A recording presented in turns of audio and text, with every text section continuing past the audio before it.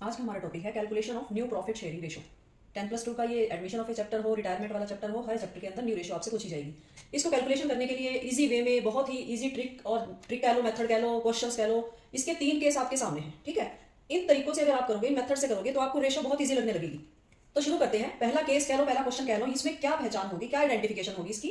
When only new partner share is given, आपको नए partner का, देखो यहाँ पर ए और बी पुराने पार्टनर हैं, ओल्ड पार्टनर्स है, सी न्यू पार्टनर्स है। ए और बी का शेयर गिवन है 3:2 और सी का न्यू शेयर गिवन है 1/4। सी न्यू पार्टनर आया कितने के लिए, 1/4 के लिए। तो आपको new partner share is given and nothing access describe related to their share. इसके शेयर के बारे में आपको कुछ भी नहीं कह रखा होगा क्वेश्चन में, किसका शेयर कैसे आया, कैसे लिया, कुछ भी नहीं कह रखा होगा। तो आपको ये क्वेश्चन फर्स्ट केस के अंदर काउंट होगा। इसको कैसे कैलकुलेट करना है, आपको पूरी फर्म का प्रॉफिट लेट बी 1, पूरी फर्म का प्रॉफिट आपको 1 एज्यूम करना है। ठीक है, और उसके बाद रिमेनिंग शेयर निकालना है।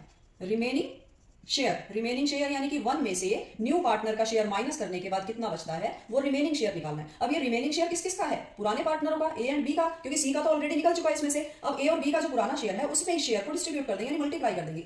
फॉर एग्जाम्पल ए का शेयर कितना, 3 and 2 कितना हुआ, 3/5 एंड 2/5। 3 को 2 में प्लस कर देते हैं तो डिनोमिनेटर आपका 5 हो जाएगा। 3/5 मल्टीप्लाई ये वाला 3/4 रिमेनिंग शेयर जो है। इसी तरह बी का निकालेंगे, बी का कितना है 2/5 और मल्टीप्लाई इतना रिमेनिंग शेयर बचा 3/4। इसको मल्टीप्लाई कर दो, कितना आ जाएगा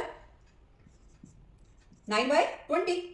ठीक है, इसी तरह ये कितना आ जाएगा 6/20। अब यही इनके न्यू शेयर है, ए का कितना 9/20, बी का 6/20 एंड सी का 1/4 हमारे पास गिवन ही था। अब देखो डिनोमिनेटर सेम करना मत भूलना, 20 ये 20 नहीं है, इसको 20 बना लो। किस तरह से बनाएंगे, एक ऐसी टेबल लो जो 20 हो जाए नीचे वाला डिनोमिनेटर। अब देखो ऊपर से भी नीचे से भी सेम डिजिट से मल्टीप्लाई करना है, तो ये आ जाएगा 5/20। अब ध्यान करो, ये भी 20 है, ये भी 20 है, ये भी 20 है। अब इनकी रेशो क्या बनेगी, 9, 6 एंड 5। ये न्यू रेशो है। तो ये आपका केस 1 था। अब एक दूसरा केस जो आपका, अच्छा इसमें केस 1 की जो पहचान है वो क्या होगा, आपको इसके अंदर मल्टीप्लाई करना पड़ेगा। देखो यहाँ पर मैंने सिर्फ मल्टीप्लाई किया है, ना माइनस किया, ना डिडक्ट, ना डिवाइड, कुछ भी नहीं किया, सिर्फ मल्टीप्लाई किया है। इसी तरह केस सेकंड जो होगा उसमें आप सिर्फ माइनस करोगे। ठीक, इस केस में आइडेंटिफिकेशन क्या होगी, इसकी आइडेंटिफिकेशन होगी फ्रॉम।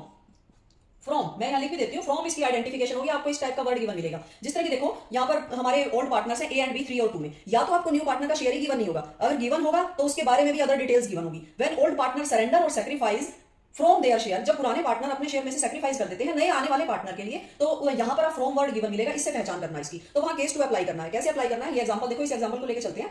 ए एंड बी 3 और 2 में पार्टनर है। A gives 1/2 from he share and B gives 1/3 from he share. यहाँ पर फ्रॉम आया ना, यही इसकी आइडेंटिफिकेशन है। कैसे सॉल्व करेंगे इस क्वेश्चन को, यहाँ पर वो केस 1 नहीं लेना जिस तरह हमने लेट प्रॉफिट 1 एज्यूम किया था, ऐसे नहीं करना यहाँ पर। तो यहाँ पर किस तरह से प्रॉफिट को हम कैसे कैलकुलेट करेंगे, जिस तरह की देखो A gives 1/2 from he share, B gives 1/3 from he share. अब यहाँ पर कैसे कैलकुलेट करना, देखो ए गिव्स, ए ने दे दिया 1/2 फ्रॉम ही शेयर, अपने शेयर का 1/2। तो ए का शेयर है कितना, ए का शेयर है हमारा, ये देखो 3 और 2 3/5 है ना ए का शेयर। उसने अपने शेयर में से 1/2 दे दिया। कितना दे दिया भाई, 1/2, अपने शेयर का 1/2। तो यहाँ पर ये वाला जो मल्टीप्लाई है वो नहीं करना। अभी मैंने बताया ना आपको इस केस की क्या पहचान होगी, जितना भी उसका शेयर होगा उसमें से आप डायरेक्ट माइनस कर दोगे, फ्रॉम है यहाँ पर। ठीक है, अब देखना ए का शेयर कैसे निकालेंगे। ए का ऑलरेडी शेयर है 3/5।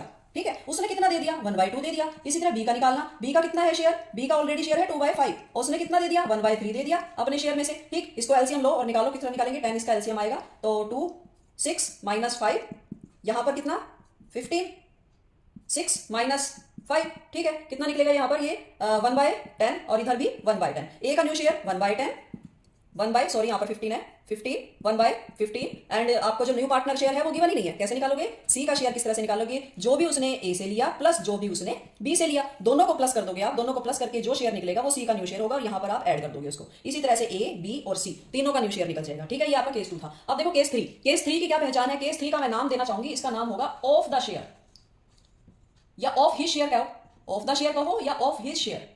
इस तरह से वर्ड गिवन मिलेगा आपको केस 3 में। और इसमें करना क्या है, फर्स्ट मल्टीप्लाई देन माइनस, पहले मल्टीप्लाई करेंगे फिर माइनस करेंगे। When new partner acquire his share from old partner and get of his share, of his share, ये वर्डिंग गिवन मिलेगी आपको। एग्जांपल देखो, ए बी 3, 2 में पार्टनर है, सी 1/4 के लिए आया, C get 1/3 of his share from A. A से तो उसने 1/3 ले लिया अपने शेयर का और 1/2 of his share from B. उसने बी से कितना ले लिया, 1/2। अब निकालो, देखो ए का शेयर निकालते हैं, पहले सी का लगाओ। सी ने अपने शेयर का 1/, सी का शेयर 1/4 है, उसने अपने शेयर का 1/3 तो ए से लिया और अपने शेयर का 1/2 बी से लिया। मल्टीप्लाई करो, पहले क्या करनी है, मल्टीप्लाई फिर माइनस, पहले मल्टीप्लाई करो, निकालो इसको कितना आएगा, ये 1/, 12 और ये कितना आ जाएगा 1/8, मतलब इतना इतना लिया उसने इन दोनों से। अब निकालो ए का शेयर। देखो ए का ऑलरेडी शेयर कितना है 3/5 था, उसमें से 1/12 तो दे दिया उसने, 1/12 दे दिया ना सी को, तो इसके शेयर में से ये माइनस कर दो। बी का शेयर कितना होगा, बी का शेयर 2/5 था ऑलरेडी, उसने 1/8 दे दिया अपने शेयर में से, तो 1/8 माइनस कर दो। ये आ जाएगा ए का शेयर, ये आ जाएगा बी का शेयर, और सी का शेयर कितना है, सी का शेयर तो 1/4 गिवन ही है। इस तरह से न्यू रेशो कैलकुलेट हो जाएगी। तो इन तीनों केस से आप क्या करोगे, बड़ी आसानी से new profit sharing ratio calculate कर सकते हो। Thank you.